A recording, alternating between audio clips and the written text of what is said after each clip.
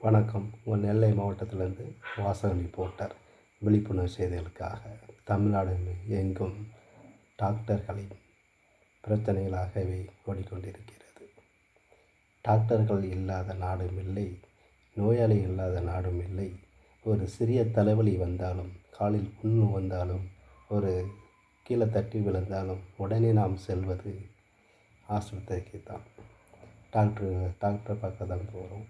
அப்படிப்பட்ட டாக்டர்களை கத்தியால் குத்தியது பெரும் சம்பவத்தை ஏற்படுத்தியுள்ளது. தமிழகம் எங்கும் பற்றி எரியக்கூடிய அளவுக்கு அந்த கம்யூனிகேஷன் எல்லாருக்கும் தெரியக்கூடிய அளவுக்கு ஆகியிருக்கிறது. அந்த அளவுக்கு போர்க்கொடியாக மாறியிருக்கிறது. ஆகவே இந்த செய்த தவறை அதாவது கத்தி குத்தியவர் ஒரு நோயாளியின் மகன் ஒன்று. அவருடைய என்ன வேதனை என்றோ, ஆத்திரத்திலோ, எமோஷனை கட்டுப்படுத்த முடியாமலேயோ செய்திருக்கிறார். இதை சைக்கோ கில்லர் கூட சொல்லலாம். எமோஷனை கட்டுப்படுத்த முடியாதவங்க முதல்ல அவருக்கு ட்ரீட்மெண்ட்டு கொடுக்கப்பட வேண்டும். அதுவும் மனநல மருத்துவரிடம் போய் அழைத்து அதுக்கு உண்டான வேலைகளை செய்ய வேண்டும். இதுதான் முதற்கட்ட விசாரணையாக வைக்கப்பட வேண்டும். ஆக அதன் பிறகுதான் இதில் விசாரணையை தொடங்க வேண்டும் என்று கேட்டுக்கொள்கிறேன். பிறகு பிரைவேட் ஆஸ்பத்திரிக்கு நாம் செல்லும்போது அங்கே விலை கூடுதல் என்ற பட்சத்தில் பார்க்கும்போது 100 ஃபீஸ் வாங்கினாலும் 200 டேப்லெட் எல்லாமே வந்துடுது. குறைஞ்சது 300, 500 வரைக்கும் ஆகிறது. ஏன் நாம் பிரைவேட்டை தேர்ந்தெடுக்கிறோம்? முதல் கேள்வி. ஏன் என்றால் கவர்மெண்டில் போட்டால் லேட்டாகும். ஒன்று, லேட்டாகும்னா நேரம் லேட்டாகும் என்று சொல்கிறேன். அப்போ லேட்டாகும் என்பதற்காகவும், அப்புறம் பைசா கொடுத்து போடும்போது சீக்கிரமாக கேட்கும், 2 ஊசி போட்டால் போதும். அப்போ வேலை கால தாமதமாகவும் சீக்கிரமாக கேட்கும் என்பதனாலையும் பிரைவேட்டையே அணுகிறார்கள். இது 2வது.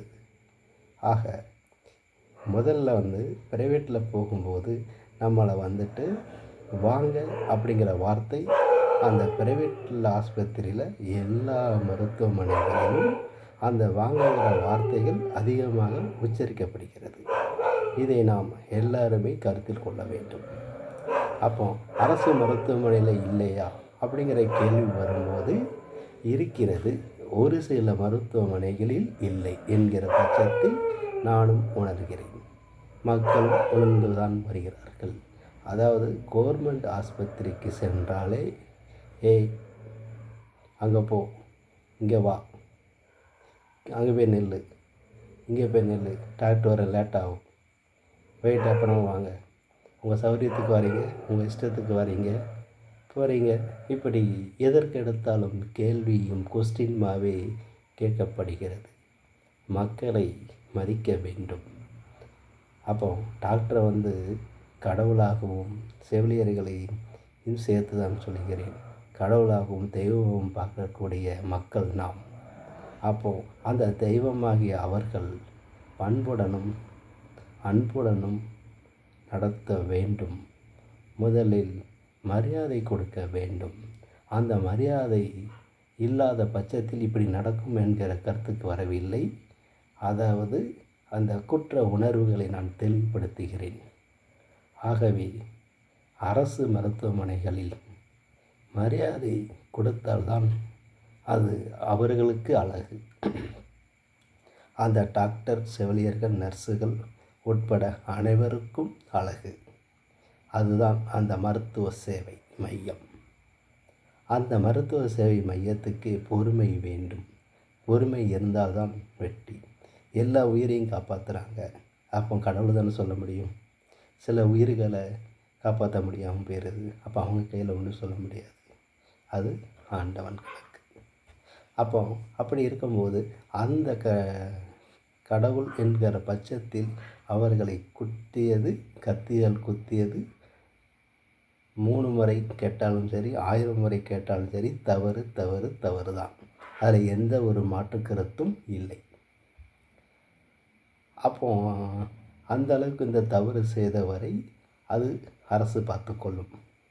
அதே மாதிரி டாக்டர்களும் செவிலியர்களும் வரக்கூடிய வாடிக்கையாளர்களை வைத்துக்கொள்ளுங்களேன். வாடிக்கையாளராக இருக்கலாம், கஸ்டமராக இருக்கலாம், நோயாளின்னு கூட சொல்லுவார்கள். நான் அப்படி நோயாளிகள் என்று நான் கூற இயலாது என்னால். ஆகவே எல்லாருமே மனிதர்கள் தான். அந்த மனிதர்களுக்கு மனிதன் என்கிற வார்த்தைக்கு அர்த்தம் வேண்டுமல்லவா? அந்த மனித குலத்தில் இருப்பவர்கள் மரியாதை கொடுத்தாலே போதும். அப்போ பிரைவேட்டு ஆஸ்பத்திரிக்கு எதற்கு போகிறார்கள்? போக மாட்டார்கள்.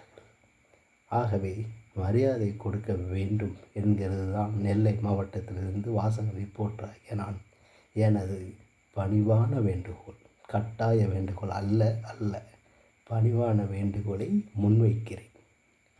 ஒன்று, ஆக இது செய்திருக்க வேண்டும். முதலில் இப்போது 5 பிரிவுகளின் கீழ் வழக்கு பதிவு. போலீஸ் அதிரடி.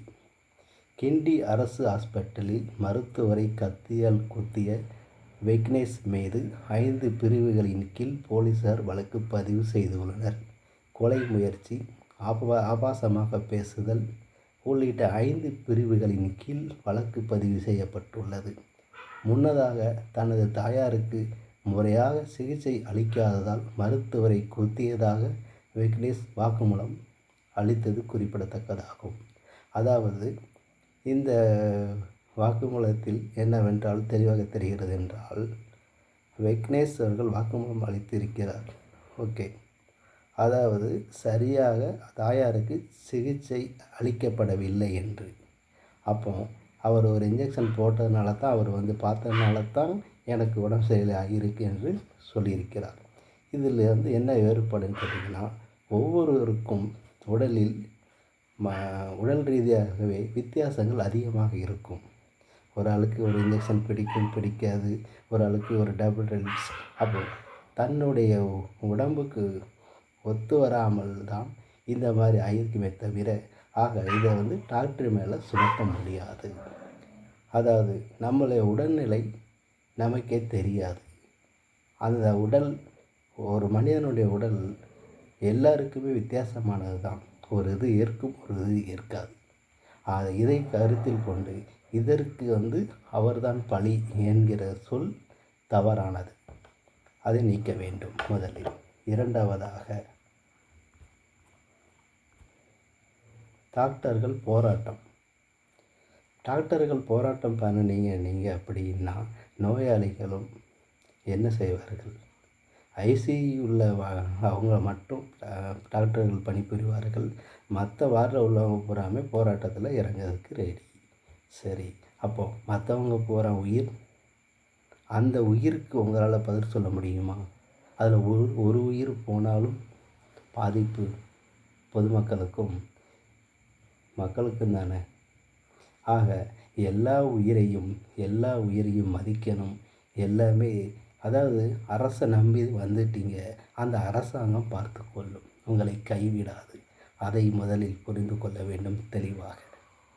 ஆகவே உடனடியாக முடிவு எடுப்பதும் இது குற்றவாளிக்கு சமமாகும். நாமும் அதை முதலில் உணர வேண்டும். ஆகவே அதிரடியாக முடிவுகள் எடுப்பதும் அதுவும் கடைசியில் கொலையில்தான் முடியும். எப்படி கொலையில் முடியும்? அப்போ அங்கே நோயாளிகள் எல்லாம் பார்க்குறது யாராக இருப்பார்கள்? ஒருத்தர் இருக்க மாட்டாங்களே. அப்போ அவங்களுக்கு மருந்து மாத்திரை கொடுக்கறதுக்கு யார் இருப்பா? கரெக்டான இன்ஜெக்ஷன் ஓடிக்கிட்டு இருக்குதா, மருந்து ஓடிக்கிட்டு இருக்குதா, எல்லாமே பார்க்குறதுக்கு, செக் பண்ணுறதுக்கு நீங்களாம் வேணும். அப்போ நீங்கள் ஒரு நாள் மற்ற தொழிலில் கொத்தனார் வரட்டும், நாளைக்கு வேலை பார்த்துக்கிடுவாங்க. ஒரு மில்லில் லீவ் விட்டுச்சுன்னா நாளைக்கு வேலை பார்த்துக்கிடலாம். எந்த தொழிலாக இருந்தாலும் நாளை பார்த்து கொள்ளலாம்.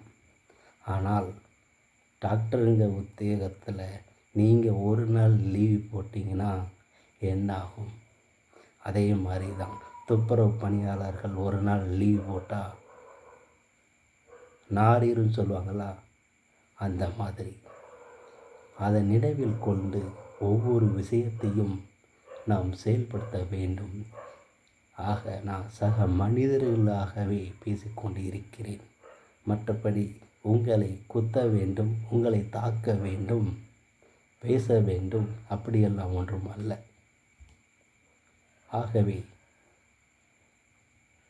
மதிப்பு கொடுத்து மதிப்பு வாங்க வேண்டும் என்கிறது படிப்பு.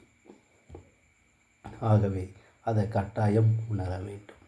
கிண்டி அரசு ஹாஸ்பிட்டலில் டாக்டர் கத்தியால் குத்தப்பட்ட சம்பவத்தை கண்டித்து மருத்துவ சங்கங்கள் ஸ்ட்ரைக் அறிவித்திருக்கின்றன.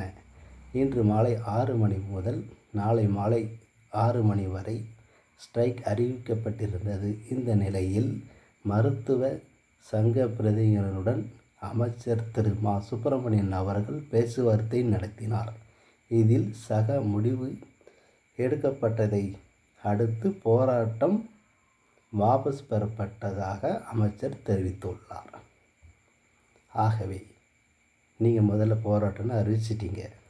அதுக்கப்புறம் அமைச்சர் சார் வந்து பேசி இதை செஞ்சு கொடுத்ததுனால இப்போ போராட்டத்தை கைவிட்டுருக்கீங்க. ஆக ஒரு சொல்வதற்கு முன் வாயிலிருந்து வரக்கூடிய வார்த்தை வருவதற்கு முன்பே நாம் யோசிக்க வேண்டும்.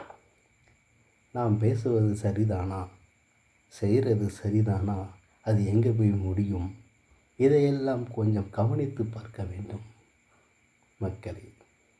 ஆகவே இது நான் குற்ற உணர்வுக்காக அல்ல, குற்றம் செய்யாமல் இருக்கிறதற்காக நான் வாதாடுகிறேன். ஹாஸ்பிட்டலில் பலப்படுத்த உத்தரவு. டாக்டர் அவர்களுக்கு கத்திக்குத்து சம்பவ எதிரொலியாக ஹாஸ்பிட்டல்களில் பாதுகாப்பை பலப்படுத்தும்படி தமிழக அரசு உத்தரவிட்டுள்ளது. நான் சொன்னேன் அல்லவா, தமிழக அரசு உங்களை கைவிடாது ஒரு நாளும். ஆகவே தமிழக அரசு உத்தரவிட்டுள்ளது. பொது சுகாதாரத்துறை இயக்குனர் செல்வ விநாயகம் பிறப்பித்துள்ள உத்தரவில் மருத்துவர்கள் ஊழியர்களை தாக்குவோருக்கு 10 ஆண்டு சிறை தண்டனை என்பதை மக்கள் பார்வையில் படும்படி வைக்க அறிவுறுத்தியுள்ளார். போலீஸ் ரோந்து சிசிடிவி செயல்பாடு காவல் உதவி செயலி பயன்பாட்டை உறுதி செய்ய ஆணையிட்டுள்ளார். ஆகவே நாம் எதை செய்தாலும் அதில் ஒரு நியாயம் இருக்கும். அதைத்தான் அரசும் கவனித்து கொண்டு இருக்கும். எப்படி ஒரு அரசு நிர்ணயிக்கிறது என்றால் எல்லாரையுமே கவனித்து கொண்டு தான் இருக்கும்.